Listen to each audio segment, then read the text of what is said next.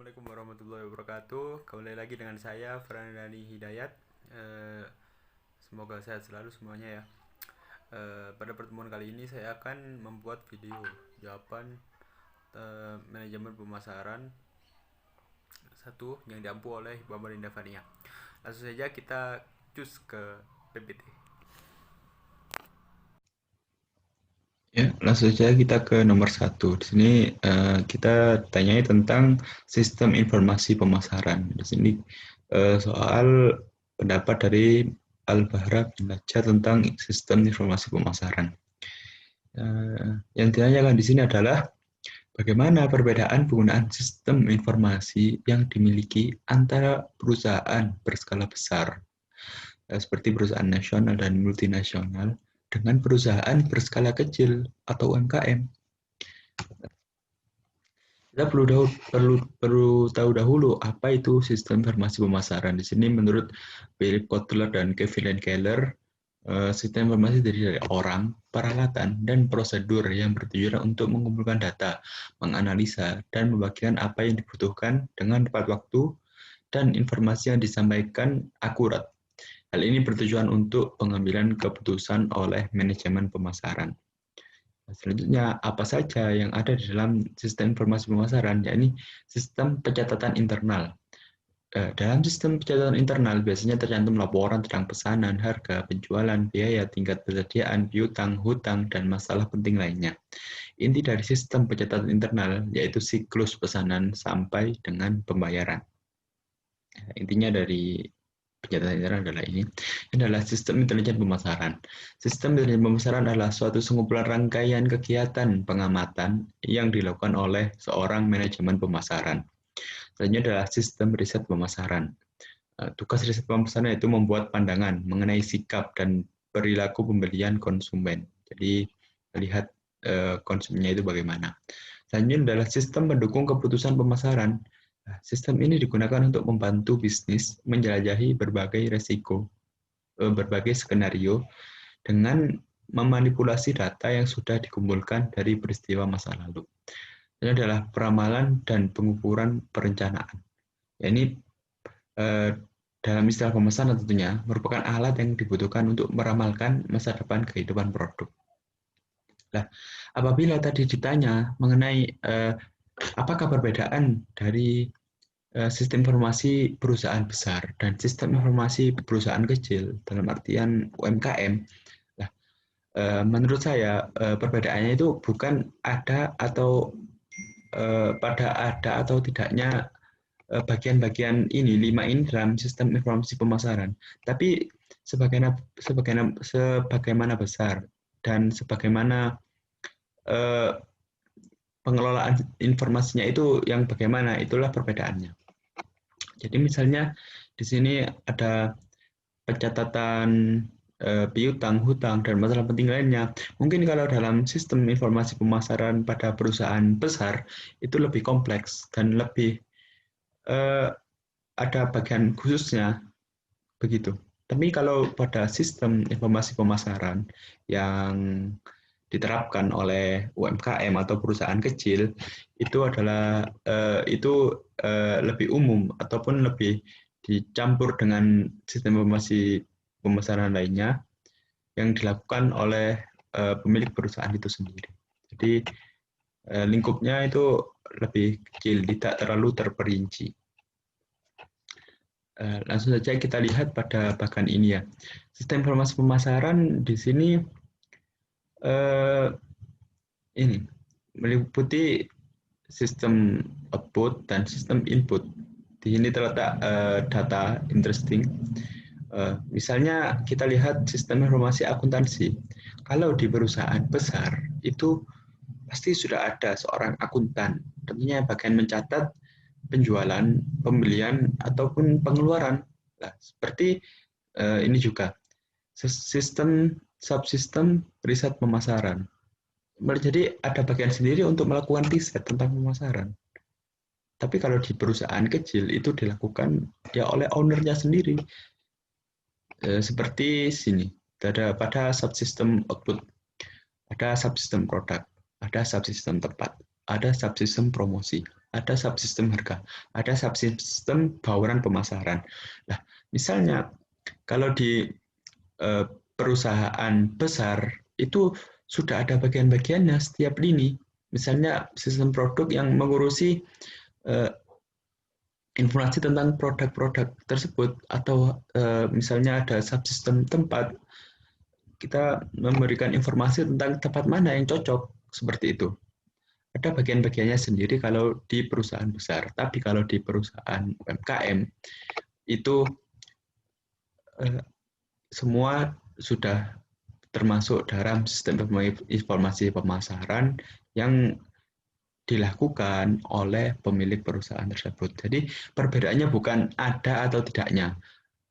Perusahaan nasional semua ini ada, perusahaan UMKM semua ini juga ada, tapi pengelolaannya, ruang lingkupnya itu yang berbeda.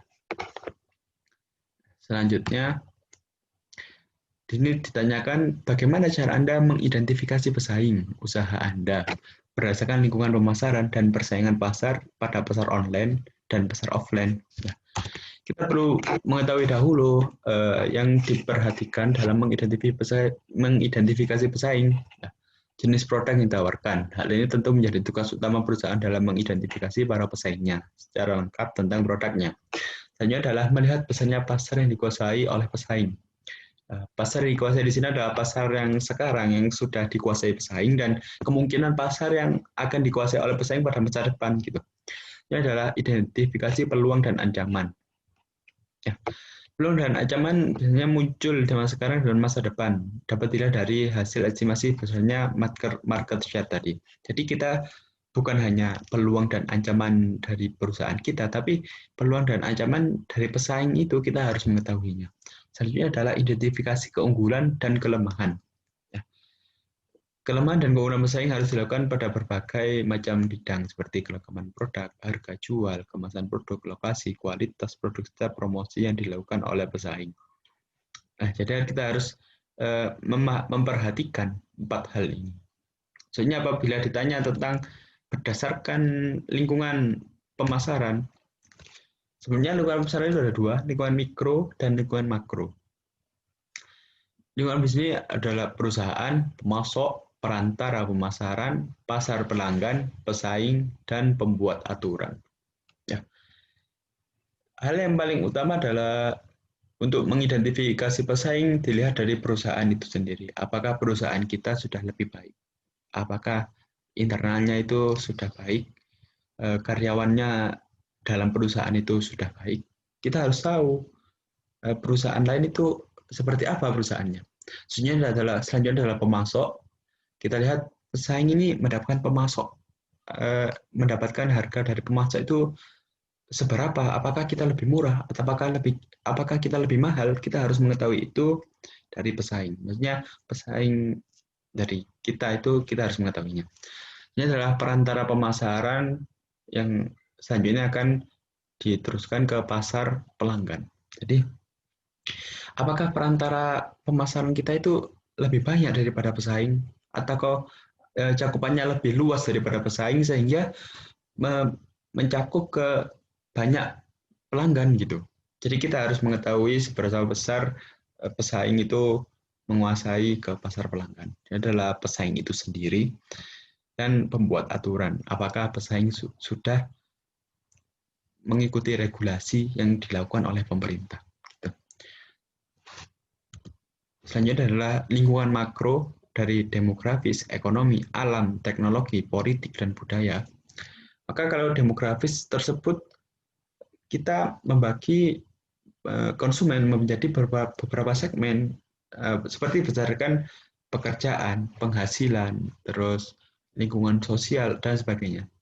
Jadi apakah pesaing itu sudah memperhatikan seluruh lingkungan ini, lingkungan yang mempengaruhi kegiatan pemasaran dari luar tentunya. Kita tidak boleh kalah dari pesaing untuk menanggapi lingkungan pemasaran secara makro ini. Selanjutnya adalah berdasarkan persaingan pasar. Jadi ada persaingan pasar secara offline dan persaingan pasar secara online. Nah, maka kita dalam pemasaran secara offline itu terdapat beberapa strategi.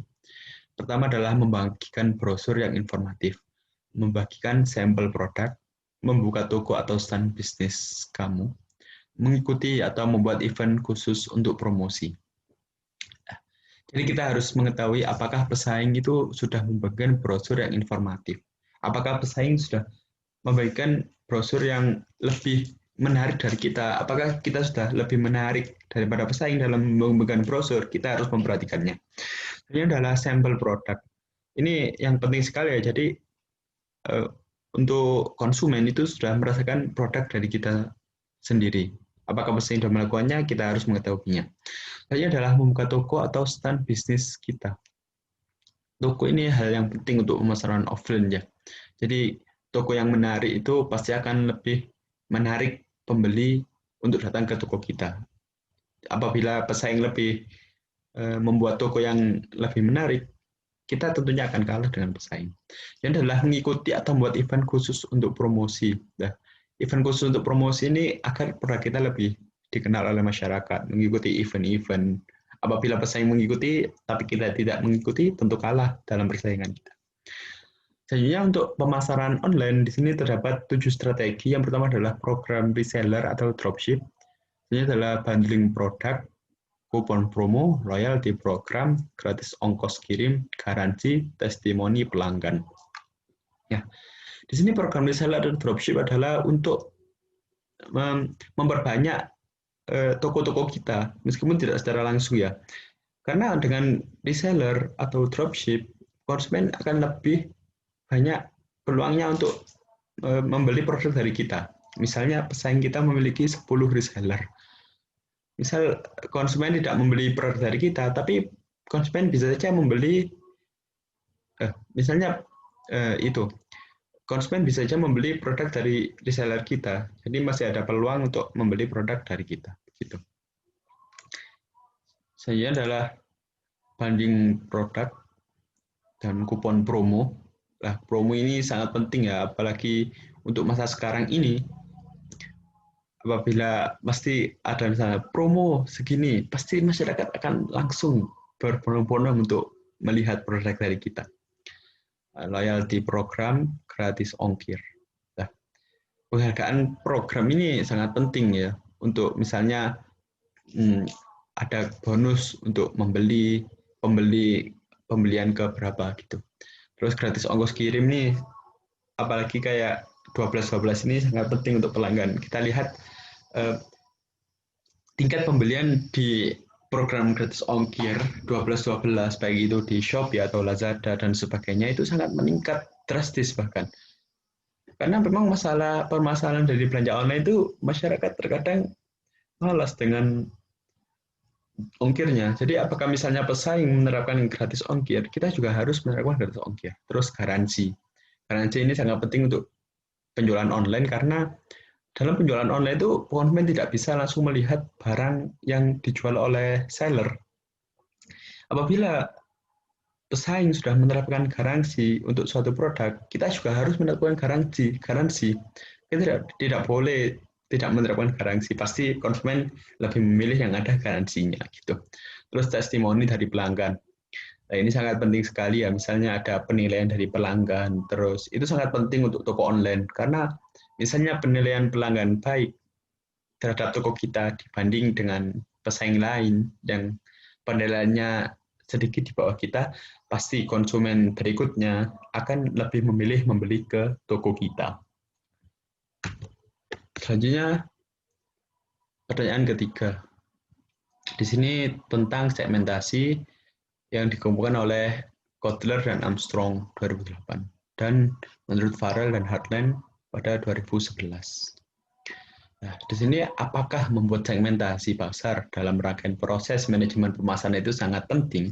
Sejauh manakah kepentingan dan pembentukan segmentasi dan target pasar? Nah, di sini menurut saya segmentasi dalam rangkaian manajemen pemasaran sangat penting sekali. Karena dengan segmentasi pasar, perusahaan dapat merancang, memberi harga, melepaskan, dan menghantarkan produk atau jasa dengan lebih baik, dan juga dapat menyesuaikan program kegiatan pemasaran untuk mengalahkan pemasaran yang dilakukan oleh pesaing. Nah, Jadi dari awal itu dalam perancangan saja segmentasi itu sangat dibutuhkan. Mulai dari perancangan atau pemberian harga itu sudah sangat diperlukan. Ini sumber dari manajemen pemasaran edisi 13 jilid 1. Philip Kotler dan Kevin Landkeller. Ini adalah langkah-langkah dalam proses segmentasi. Di sini kita memberi membagi segmen-segmen itu berdasarkan kebutuhan dan manfaat yang diinginkan oleh pelanggan. Itu yang pertama. Terus mengidentifikasi segmen tersebut berdasarkan geografis atau gaya hidup misalnya. Terus daya tarik segmen kita harus memperhatikan apakah segmen ini memiliki daya tarik yang tinggi terhadap produk kita. Terus profitabilitas segmen. Apakah segmen ini akan memberikan profit yang tinggi untuk perusahaan kita. Terus positioning segmen, yakni strategi positioning harga produk berdasarkan kebutuhan dan karakteristik unik pelanggan segmen tersebut. Jadi produk ini diletakkan dan berdasarkan harga berapa begitu. Terus menciptakan cara cipta segmen untuk menguji daya tarik strategi positioning segmen. Selanjutnya memperluas strategi positioning segmen untuk mencakup semua aspek bauran pemasaran, produk, harga, promosi, dan tepat. Ya. Yang terakhir ini adalah intinya, yakni strategi positioning segmen untuk mencakup semua aspek bauran pemasaran, produk, harga, promosi, dan tepat. Jadi kita sudah menentukan produk apa yang tepat, harganya seberapa, terus promosinya yang bagaimana, tempat berjualannya yang apa, itu kan pasti sangat penting sekali dalam sebelum melakukan pemasaran. Makanya saya tadi menjawab sangat penting sekali untuk melakukan segmentasi pasar. Ini adalah dalam pemilihan target pasar itu kita evaluasi segmen mana yang akan kita pilih. Nah, yang dipertimbangkan adalah daya tarik keseluruhan segmen dan tujuan dan serta tujuan dan sumber daya perusahaan. Selanjutnya adalah kriteria membeli target pasar itu yang responsif, potensi penjualan tinggi, pertumbuhan yang memadai, dan jangkauan media. Selanjutnya adalah hal yang perlu dipertimbangkan apakah segmen tersebut sedang bertumbuh atau menurun, apakah segmen tersebut sedang berubah. Selanjutnya adalah pentingnya menentukan target pasar, yakni mampu menempatkan gagasan marketing atau pemasaran bisnisnya secara lebih jelas. Karena itu kita sudah tahu pemasarannya ini ke siapa, itu sudah jelas apabila kita sudah menentukan target pasar kita. Lebih mudah untuk mengatur produk yang ditawarkan dan lebih menarik perhatian para calon pembelinya. Kita sudah melakukan segmentasi tadi, membagi ke kelompok-kelompok konsumen, dan kita sudah mengetahuinya. Berarti kita misalnya ingin memasuki suatu segmen yang begini, kita bisa melakukan, oh berarti produk ini cocok dengan konsumen ini. Jadinya promosinya juga pas untuk konsumen-konsumen ini. Penawarannya juga pas untuk konsumen-konsumen yang telah kita jadikan target pasar. Ini adalah untuk menemukan serta membandingkan peluang yang ada di pasar atau kebutuhan dari target marketnya. Jadi setiap perjalanan dari pemasaran itu kadang ada peluang yang lebih atau lebih-lebih lagi, kita bisa mengidentifikasi, oh ternyata pelanggan saya itu minta ini juga, oh, jadi perusahaan kita jadi bisa menyediakan produk yang diinginkan oleh target marketnya. Selanjutnya adalah mudah melakukan budget usaha dengan tepat. Apabila kita sudah memiliki target pasar, kita sudah terfokus tentunya untuk, oh produk ini yang cocok bagi mereka, ya udah budget pembelian atau budget produksi itu sudah pasti itu, tidak selalu terambang-ambang dengan produk lainnya gitu. Ini adalah proses penyesuaian produk dan strategi pemasaran lebih menjadi terarah untuk dilakukan. Hal ini membuat risiko kegiatan promosi tidak berhasil menjadi lebih kecil, menjadikan bisnis membidik peluang market dengan lebih luas namun tetap terarah. Nah, strategi pemasaran apabila sudah kita tujukan untuk suatu target pasar itu pasti terarah. Tidak mungkin kita masih bingung. Oh, ini konsumen ini kok masih nggak laku ya? Kita jualan di sini kok tidak laku ya? Itu tidak akan terjadi karena kita sudah sesuai target pasar. Barang yang kita tawarkan itu sudah pas sudah mengarah ke sasaran kita, maka resiko untuk kegagalan dalam pemasaran itu lebih kecil. Selanjutnya adalah studi kasus dari Bayu Prakoso, seorang mahasiswa akhir yang juga disambi dengan berjualan ayam. Nah, ayam ini adalah produk dari ibunya sendiri. Tapi Bayu Prakoso ini seperti memiliki masalah dalam apa hal pertama yang akan dilakukan oleh Bayu Prakoso. Mungkin bisa kita lihat langsung dengan menunya. Ini ada 4 menu dan masih belum variatif ya, masih terpaku dengan ayam-ayaman. Bahkan ayam bakar aja ada 3 varian. Saya diberikan pertanyaan, langkah pertama apa yang Anda lakukan dalam memasarkan produk kedai Bayu ini? Seperti yang saya bilang tadi, langkah pertama dalam memasarkan produk adalah kita harus mengelompokkan konsumen itu terhadap beberapa segmen-segmen. Kemudian menentukan segmen mana yang akan dijadikan target pasar. Itu adalah hal yang sangat penting sekali dalam awal dari pemasaran itu sendiri. Karena apabila kita sudah mempunyai target pasar, promosi yang kita lakukan dalam bentuk apapun akan berjalan lancar dan tentunya tepat sasaran. Itu adalah hal yang pertama. Selanjutnya, ini pertanyaan yang B, bagaimana cara menentukan segmen dan target pasar agar konsumen kedai Bayu sesuai sasaran? Ya, melakukan segmentasi berdasarkan 4 variabel. Pertama adalah geografis, adalah berdasarkan tempat, bagaimana letak apa yang pas untuk memasarkan produk Bayu ini. Kita harus mencari, membagi, oh tempat ini potensi penjualannya segini, tempat ini potensi penjualannya segini. Kita harus mencari potensi tempat yang paling baik. Ini adalah segmentasi demografis. Nah, variabel demografis ini seperti usia, ukuran keluarga, siklus hidup keluarga, jenis kelamin, penghasilan, pekerjaan, agama, ras, kewarganegaraan, dan strata sosial. Jadi kita harus melihat, oh usia ini tuh suka makan ayam-ayaman yang begini. Usia ini tidak suka makan ayam yang begini, sukanya ayam yang pedas-pedas misalnya. Terus penghasilan itu harus kita perhatikan. Misalnya dengan harga ayam Bayu yang relatif sekitar 25-35 untuk satu porsinya, mungkin tidak terlalu cocok untuk kalangan mahasiswa.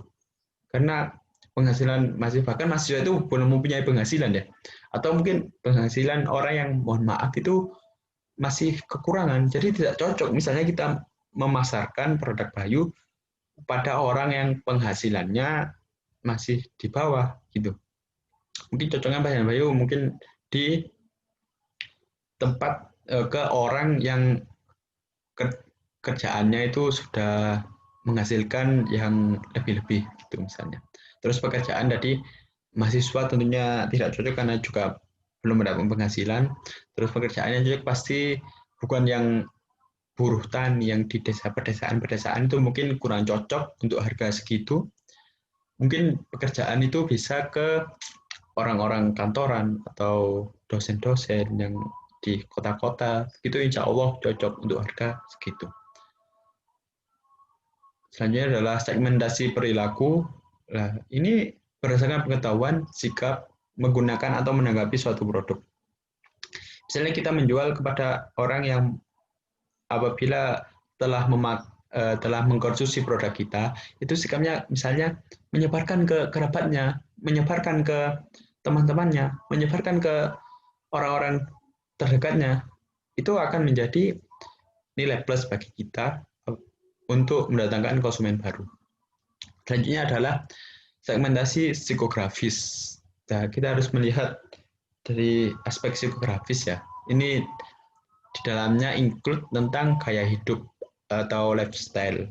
Misalnya, ada orang yang suka makan yang begini, ada suka ayam yang begini, ada suka orang yang makan di tempat yang mewah meskipun masakannya hanya sekedar ayam gitu.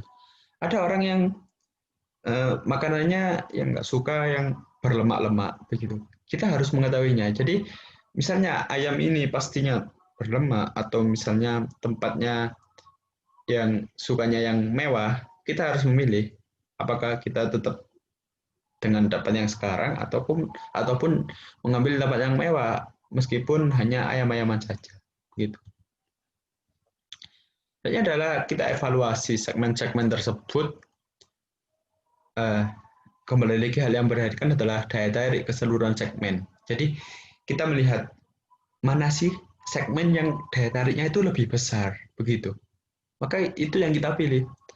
Selanjutnya apabila kita sudah melihat, oh ini daya tarik yang lebih besar, maka kita harus melihat juga tujuan dan sumber daya perusahaan. Tujuan jelas untuk memasarkan produk masakan ayam-ayam tadi, sedangkan untuk sumber daya perusahaan tersebut, misalnya, oh ini adanya itu di kandang cuma ayam-ayaman saja, jadi kita tidak mungkin untuk menyediakan menu lain yang diinginkan konsumen, jadi kita tetap memasarkan ayam tersebut.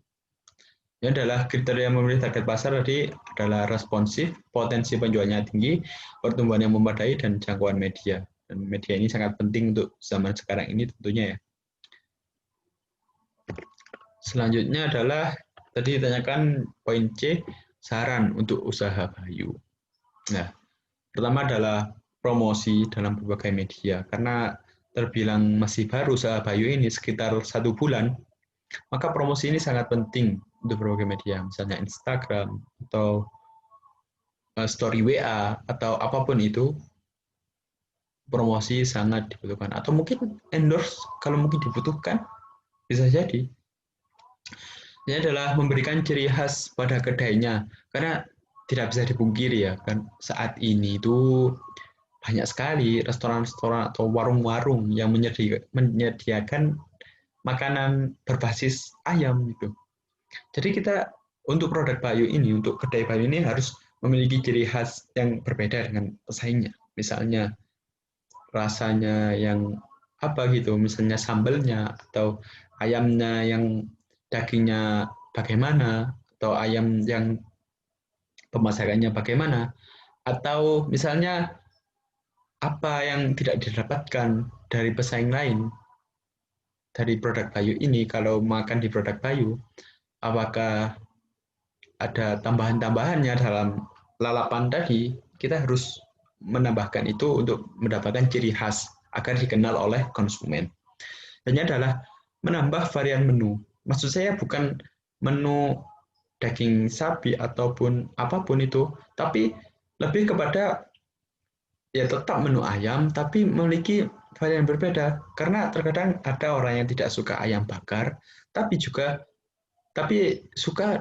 ayam kremes. Itu pasti apabila ada suatu kelompok yang ingin makan misalnya, oh ke kedai Bayu saja, tapi kok wah saya nggak suka ayam bakar, misalnya ada ayam kremes di situ, mungkin dia juga suka, mungkin akan sekelompok itu akan jadi datang ke kedai Bayu. Sebenarnya adalah memberikan paket menu menarik. Ini sudah terjadi di banyak restoran-restoran menyediakan paket combo misalnya, paket nasi ayam, minuman ambil sepuasnya gitu. Itu akan lebih menarik pelanggan. Ini adalah pemasangan spanduk dengan mengandung berbagai kata promo. Setelah kita membuat paket menarik, promo menarik, harus ada dipasang spanduk. Bertuliskan misalnya promo untuk hari Jumat gratis minum, misalnya begitu. Itu akan lebih menarik pelanggan. Apabila ada pelanggan lewat, meskipun itu bukan pas jam makan, pelanggan itu akan ingat, oh di situ sudah promo setiap Jumat misalnya. Nanti akan pas hari Jumat akan ke situ, bahkan akan mengabari teman-temannya, rekan-rekannya, ayo rek makan di sini, ada promo loh hari Jumat. Nah itu akan menarik pelanggan. Ini adalah memasarkan di tempat yang sesuai. Seperti tadi telah segmentasi secara geografis, harus tempat yang sesuai untuk memasarkan. Karena apabila tempat kita berjualan tidak sesuai, maka tidak akan laku penjualan kita gitu. Misalnya untuk penjualan Bayu dengan harga segitu bisa masuk seperti dekat tempat wisata misalnya, ataupun di perkotaan, dekat dengan uh, alun-alun misalnya, itu akan lebih menarik ke pelanggan tersebut. Ini adalah memberikan tester kepada teman yang nantinya akan mempromosikan di media sosial atau ke orang terdekat. Nah, ini seperti bentuk pemasaran yang gratis. Karena apa? Misalnya kita memberikan tester kepada teman, teman akan menyebarkan di media sosial secara gratis tentunya. Kita tanpa membayar uang memasarkan ke media sosial, terus dikasih caption di sini, misalnya buat story gitu dengan tulisan atau dengan kata-kata, wih di sini enak, di sini apa beda dengan yang lain gitu. Atau mungkin teman akan mempromosikan secara gratis, secara cuma-cuma ke orang-orang terdekat atau mungkin ke keluarga atau kerabat. Nah, maka dari itu pasti sangat dibutuhkan ini memberikan tester kepada teman-teman atau orang terdekat yang akan menjadikan tambah banyak, terus orang terdekat tersebut memberikan ke kerabat-kerabatnya lagi, ke teman-temannya lagi, pasti akan sangat menguntungkan untuk kedai Bayu ini. Nah, mungkin terima kasih. Sekian presentasi dari saya. Semoga ilmu yang diberikan oleh Bu Amelinda menjadi manfaat. Sekian, terima kasih. Wassalamualaikum warahmatullahi wabarakatuh.